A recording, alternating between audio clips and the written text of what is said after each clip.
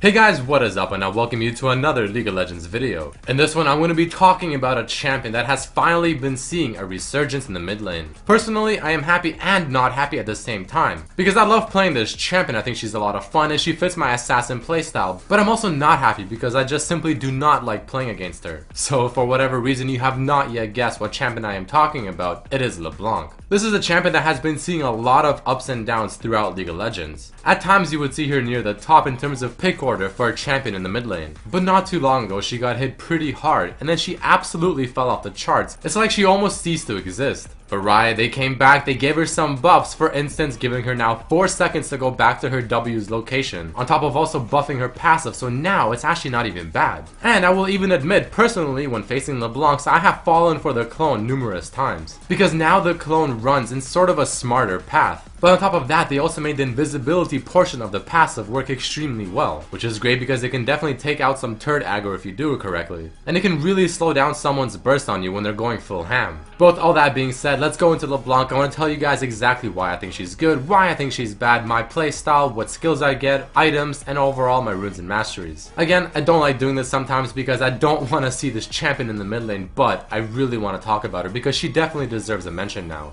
So let's go over the positives. First of all, the biggest thing is the fact that she's a huge lane bully. She's very annoying to face. And this is mainly the reason why I hate facing LeBlanc, because her laning power is just so strong and it's really hard to retaliate. And on top of that, she's extremely difficult to gank because she's just so mobile with her W, and on top of that, if you can mimic her W. The next point is something I already talked about, the fact that now she has 4 whole seconds to go back to her W's location. Now that might not seem so much, but every single second matters in a teamfight, and 1, 2, or even 3 seconds in a teamfight feels a lot longer than it normally does. So the amount of juke potential that LeBlanc now has, especially if you mimic her W on top of using the W itself, is quite absurd. Which relates to the last point I have on that list. Next, you have her passive also, like I mentioned, is actually pretty good now. A lot of chances to juke out the opponent, mess up the abilities that they're casting on you, especially if they're targeted. And overall, it's a lot easier to fall for the clone, unless you have some sort of ignite or some sort of marker on the main LeBlanc.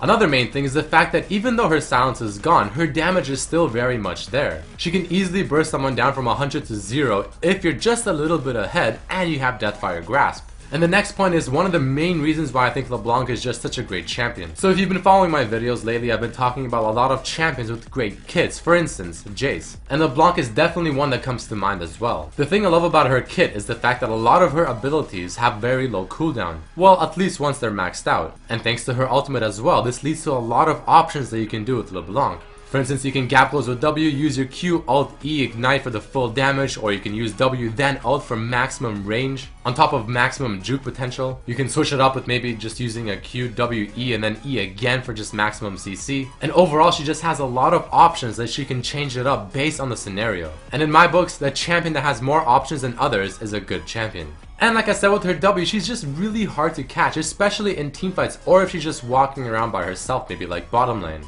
To me right now, she's pretty much a caster version of Zed, just on steroids. So those are the main reasons why I think LeBlanc is a solid champion, but of course there are negatives, so let's go into that next. The first negative about LeBlanc is of course the main one. She no longer silences her targets. This is one of the main reasons why LeBlanc was so good, and also why she fell off so hard. But luckily for her, she got a lot of other areas buffed, so now she's actually still pretty good. So the fact that she can no longer silence suddenly just doesn't seem as bad. The next point is the fact that I honestly think LeBlanc can be easily misplayed, because since she has so many options and you can use her spells in so many different ways, if you happen to do it incorrectly for a certain scenario, you'll just look like a fool and probably die pretty fast, while not getting a whole lot done. The next thing, for a caster, she does not have any hard instant CC. I mean, sure, her E slows and then snares, but again, it's not instant and the slow isn't hard CC. Especially when you compare her to other top mid laners, for example, a Xerath or a Syndra, who both have a long range instant hard CC. Farming is a huge problem with this champion if you're not used to it, which is why usually I actually max W first, and so do a lot of other people, to try and help this. And the reason for that is mainly because her auto attack animation is so-so, and she doesn't have the biggest AoE. I mean, her W is pretty good, but it's pretty long cooldown until it's maxed rank. And the final thing is the fact that she is a mid-range caster. She has to go into the fight pretty much melee range to try and do a lot of her damage, as opposed to one of the more annoying mid laners like a Xerath or Syndra, who can sit back and fire off their spells from quite a distance. Next, I'll talk about my build. For abilities, I get W level 1, then Q, and then either E or W, doesn't really matter, depending on how lucky you feel. But from then on, I do max W first to rank 5, then Q, and then E. Again, because it helps with the wave clear and it helps with the juking. For masteries, I go a pretty standard 2109 for LeBlanc, not much to see here, so pause the video if you need to. And for runes, I really like to run Magic Pen reds, flat HP yellows, flat AP quints, and AP per level blues. To me, LeBlanc is a very offensive champion, someone who should go in, do damage, and get out before taking too much in return. And to complement that, I like to go on offensive rune page. And last but definitely not least, the items that you get on LeBlanc. So I do like to start off with the Dorans and of course 2 pots, and I try to rush the Deathfire Grasp almost as fast as I possibly can. This item complements LeBlanc's burst absolutely amazingly. And then I really like Morellonomicon because it's cheaper than Athene's and it offers the exact same stats that you really want. Again, I don't really care about the Amar, I want to go in, do as much damage as I can, and get out. And Morello does let me do this faster. And then of course a Rabadon's, a Void Staff, and an Hourglass are all pretty good pickups, and I also put Abyssal in there because it's pretty good as well. Since usually you'll be close enough to the target that you're bursting down that the aura from the Abyssal Scepter will be effective. So that is it for this video, guys. I hope you have learned something new. Tell me how your games go with LeBlanc, tell me in the comments, tell me on Twitter, and please don't forget to like the video and share it with your friends. Peace.